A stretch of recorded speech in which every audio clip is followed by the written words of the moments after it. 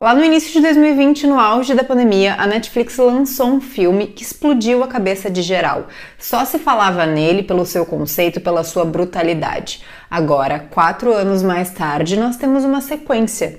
O vídeo de hoje é sobre O Poço 2, de 2024. Hello, meu nome é Morena dos Anjos e esse é o Dicas, um canal para compartilhar com vocês minha paixão por obras de terror.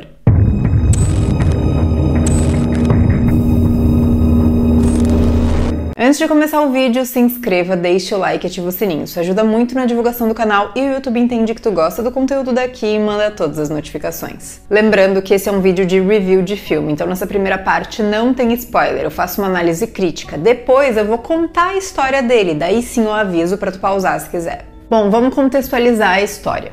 O poço é um lugar onde as pessoas se colocam lá dentro, voluntariamente, para ficarem presas e passar por uma experiência diferente de vida. Os motivos são delas e são os mais diversos. É então uma torre de 333 andares, com um buraco no meio, em cada andar ficam 2 pessoas e por esse espaço a gente consegue ver quem é que tá em cima, quem é que tá embaixo, se comunicar. A cada 30 dias, essas duplas são trocadas de níveis aleatoriamente. Pelo buraco desce uma plataforma com todos os pratos de comida que cada um falou ao entrar qual era o seu favorito. A plataforma desce, para no andar, tu vai lá, come um pouco. A plataforma desce, para no andar, o outro vai lá e come um pouco.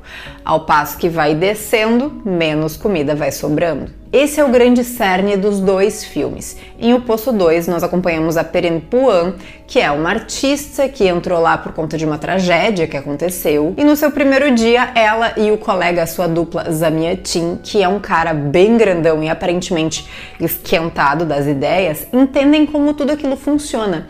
E agora existe uma regra diferente do primeiro filme. Tu só pode comer o que tu falou que era o teu prato favorito, a não ser que tu troque com alguém e as 2 pessoas concordem. Essa regra ela foi criada pelas pessoas que vivem lá no poço mesmo, não pela administração. Caso qualquer um não cumpra, coma a mais, é punido severamente. Acontece que logo de cara o prato do Zamia Tin foi comido por outra pessoa. E a partir daí o filme se desenrola com muito caos e violência. Sabe por que estou aqui, verdade? ¡Quiero mi pizza! O Poço 2 foi dirigido e coescrito, assim como o primeiro, pelo Galder Gastelo Rutia e traz novamente essa crítica à sociedade capitalista, onde quem está em cima tem mais poder e abusa desse poder. Fica muito nítido que o sonho do oprimido é ser o opressor, porque quando ele acorda num nível superior, ele come sem pensar nos que estão embaixo. Isso mostra um lado primitivo e animalesco que anda ali com o ser humano o tempo todo, basta ele se sentir reprimido, acuado, em desvantagem ou correndo risco de vida. Mas aqui também temos outros elementos, as regras, as leis, o cumprimento e o descumprimento delas. Quem pode punir, quem deve ser punido. É justo, não é? Elas devem ser cumpridas a qualquer custo, não importa o que aconteça. Além disso, as figuras dos líderes surgem aqui e junto a elas os fanatismos, os fanáticos por essas leis, por essas regras, por essas pessoas que coordenam tudo. Una comida. Cualquier cosa. Lo que quiera. Isso tudo seria muito interessante se o filme soubesse trabalhar com todos esses elementos juntos. Desde o início é tudo muito jogado, parece que o filme começou do meio, não tem uma introdução.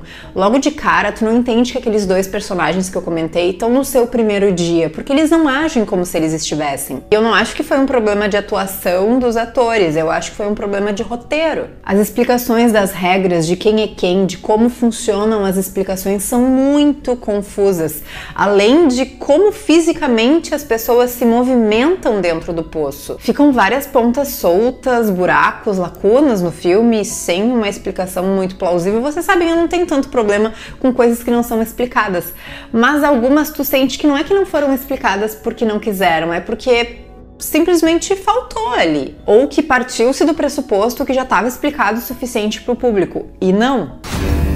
Debemos cumplir la ley, siempre, sin excepciones. Daí tem umas cenas intercaladas com crianças que tu tem que fazer uma força para entender. Logo no início, acho que a primeira cena já é uma dessas. Tem essa ligação com criança lá no primeiro filme, e eles trazem aqui mais forte. Uma outra coisa que me incomodou também é que, como é tudo muito corrido e bagunçado, tu não consegue te afeiçoar aos personagens, mas o filme quer que tu goste deles, quer que tu sinta a falta deles, ou que tu sinta que algo pode acontecer de ruim e tu sofra com isso, mas não dá tempo. Se não se respeita a lei, a gente morre. A direção também é confusa, ângulos muito fechados, não dá pra entender direito o que tá acontecendo na volta, vários cortes um em cima do outro de sequência de cena. Pra vocês terem uma ideia, eu assisti o filme e 2 dias depois eu botei ele de novo a partir de um determinado momento pra eu rever e ver se eu tinha entendido direito o que eu tinha assistido. Isso é muito raro de acontecer. Eu perdi um pouco do interesse nele, na verdade, a primeira vez que eu tava assistindo, e aí tive que recapitular, porque é isso. Muita informação, uma em cima da outra. Parece que o diretor ele quis encher muito, assim, com muitos elementos, muitas coisas para tornar o filme difícil, de difícil compreensão. Para fazer tu depois ir lá pesquisar, mas por que tinha isso, por que tinha aquilo outro, criar teorias, falar sobre o filme. Entendes? Bom, a Milena Smith está bem na protagonista, eu acho que ela consegue captar a visceralidade daquele ambiente que impacta na personagem e aí transmite isso de forma legal. E inclusive eu preciso dizer que ele é um filme bem violento, bem gráfico, tem sangueira, tem dilacerações, muito mais do que o primeiro, e vocês sabem que eu adoro um gore. Mas até nisso eu acho que a mão ela ficou pesada, tá? E não porque fazia sentido, embora até faça, mas porque queria chocar. O choque pelo choque. Porque no primeiro, que é um filme que eu gosto bastante, ela existe, mas ela é pontual, embora brutal. E eu acho que isso choca mais. Bom, infelizmente já deu pra perceber que eu não gostei de O Poço 2. Eu assisti ele logo que ele estreou na Netflix, no dia. E eu tive que ver, como eu comentei, 2 dias depois, algumas partes pra ver se era aquilo mesmo que eu tinha entendido. E eu demorei pra fazer esse vídeo porque eu tava com preguiça de falar sobre ele. A verdade é que eu achei mais divertido e interessante ler as teorias e as ligações sobre os 2 longas do que assistir esse propriamente dito. Enquanto eu for contar nessa segunda parte do vídeo a história do filme, eu vou fazendo algumas considerações em relação ao que eu li a respeito dele. Mas é isso, se tu não assistiu ainda o Poço e gostou muito do primeiro, eu sugiro que assista, porque eu não ia conseguir não ver. Mas se tu já não tá fazendo muita questão, não vai fazer diferença mesmo. Me assiste aqui contando a história que já vai dar pro gasto. O Poço 2 tem mais ou menos 1h35 de duração e tá disponível na Netflix. Bom, tá a Perempuan e o Zamietin ali, eles entendem como funciona tudo, chega a pizza do grandão e ela tá comida. Ele fica maluco e tal, mas beleza, daqui a pouco começa uma briga lá em cima e a galera vem descendo pela plataforma brigando. Aí, enfim, confusão, tem morte, eles empurram aquele corpo da pessoa que morreu dentro do buraco do fosso. E aí quando chega lá embaixo, a gente vê as cenas dos pedaços dessa pessoa que caiu lá, outras pegando bem rápido assim e comendo como se fossem bichos mesmo. São as pessoas que ficam lá no último nível. E aí é o seguinte, tu só pode comer o que tu pediu de prato favorito, a não ser que tu troque com alguém e seja comum um acordo. E os pratos que as pessoas pediram, mas essas pessoas já morreram, precisam ser jogados fora. Ninguém pode comer a mais do que lhe é direito. Na verdade, aqui o lema nesse filme é: comer não é um direito, é um dever. Daí é isso, vai chegando na plataforma, eles vão botando fora a comida que era das pessoas que morreram e eu te pergunto, como que eles sabem qual era a comida que a pessoa lá do outro nível, sei lá, 333 níveis, né? Enfim, nesse primeiro mês a comida com toda essa organização chegou até o andar 175. Troca o mês, a Perempuan e o Zamietin acordam no andar 180. A comida não tá mais chegando lá, ele fica doente e aí o que acontece é, lembra que se tu quebra uma regra, tu é punido severamente. Tu é punido por quem? Pelos ungidos, que são os caras ali que coordenam tudo que tá acontecendo. O Zamietin fica nervoso, no final das contas ele era um grande mentiroso, todas as histórias que ele contou lá até esse momento. E ele fica nervoso porque antes ele comeu a comida de uma pessoa que tinha morrido.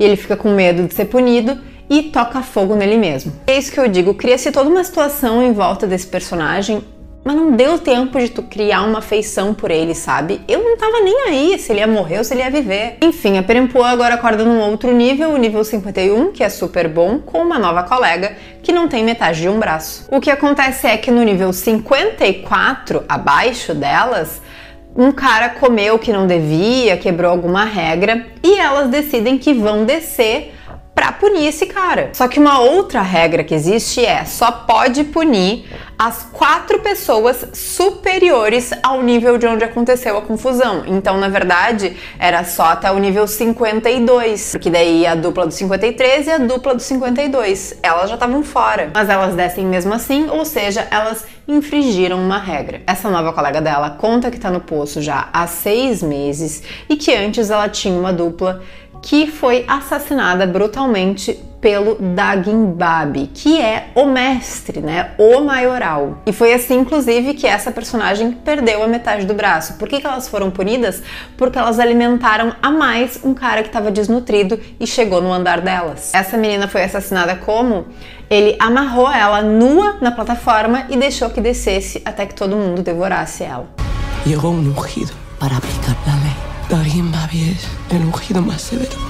Bom, essa personagem fala pra Perempuã que elas vão ser punidas porque elas desceram no nível que elas não tinham que ter descido, mas que tem como fugir do poço durante a troca dos níveis, porque a galera da administração larga um gás, todo mundo dorme e eles trocam as duplas de andar, mas nesse meio tempo tem um jeito aí que a gente vai descobrir mais pro final de burlar o sistema e conseguir fugir. Bom, chegam no andar delas finalmente os ungidos e o Dagimbab, e aí que eu fico, como que esses caras ficam subindo e descendo sem parar? Como que eles estão sempre juntos? Tipo, fisicamente dentro do poço, como? Mas beleza. Aí o que eles fazem? Cortam metade do braço da Perempuã, amarram assim pro dentro do buraco, e aí quando a plataforma desce, leva junto, é um horror a cena, e amarram a menina que já não tem metade de um braço, pelada na plataforma, assim como fizeram com a ex-colega dela, e aí ela vai descendo. Troca de níveis, agora a Perempuã está no 72 com quem?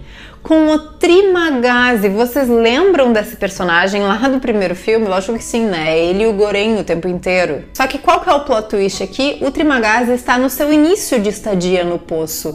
Então esse filme é anterior aos acontecimentos do filme 1. E qual que é o grande rolê? A Perempuã decide que ela vai montar um grande time, uns soldados ali, para combater a galera que criou as leis. E aí são os bárbaros, os revolucionários. Ela sobe na plataforma, o Trimagazi também, e aí vão descendo o nível. Cada andar que ela para, ela fala, seguinte, a gente tem que se juntar, essa galera não pode mais tá fazendo o que faz, e vai juntando gente, até que eles param no andar, uma galera, e a Perempuã enxerga um tal de um quadro que ela pintou, que tem um cachorro pintado. Neste quadro tem uma tinta que, se ela comer, ingerir, vai parecer que ela morreu. Era isso o que a menina lá, que não tinha o braço, tava procurando esse tempo todo para conseguir fugir. Calma que a gente vai chegar lá. Juro, eu tentei organizar da forma mais organizada possível para contar a história para vocês e ainda assim é confuso. E no filme é tudo muito mais jogado. Bom, essa galera tá toda lá num andar, os revolucionários, e aí os ungidos junto com o Dagimbab estão acima, de novo, não sei como é que estão tudo junto, estão num andar acima e eles dizem: vocês vão ficar sem comida por um bom tempo até ficarem fracos, e aí a gente vai descer e acabar com todos vocês. Então, como eles estão em cima, eles jogam toda a comida fora e ninguém consegue comer. Enquanto isso, a gente escuta a história da Perempuã. Por que ela tá lá dentro? Como eu falei, ela era uma artista, tinha uma exposição e uma das obras dela era um cachorro com garras feitas de lâminas. Ela não contratou um segurança para ficar cuidando essa obra que era perigosa. O namorado dela foi, levou o filho criança, a criança caiu em cima daquelas garras e morreu. Depois disso teve todo um processo na justiça, mas os advogados foram super bem e o juiz entendeu que foi de fato um acidente e as obras dela passaram a ser muito mais valorizadas por conta dessa tragédia, principalmente essa do cachorro. Então ela ficou muito mal com isso, né, com esse peso na consciência, e resolveu entrar no poço. Enfim, depois de muitos dias sem comer, eles estão lá tudo mal, os ungidos, os leais, descem. E aí começa a carnificina, tá, gente? Daí é banho de sangue até não poder mais. No final das contas, sobra ela e o Trimagazi. Ela pergunta se o Trimagazi quer fugir ou não, ele diz que não, que aquele foi o melhor mês da vida dele, então ele vai seguir, e aí depois nós temos o primeiro filme, né? Ela come um pedaço daquela obra que tem o cachorro e aí a tinta faz ela convulsionar e desmaiar.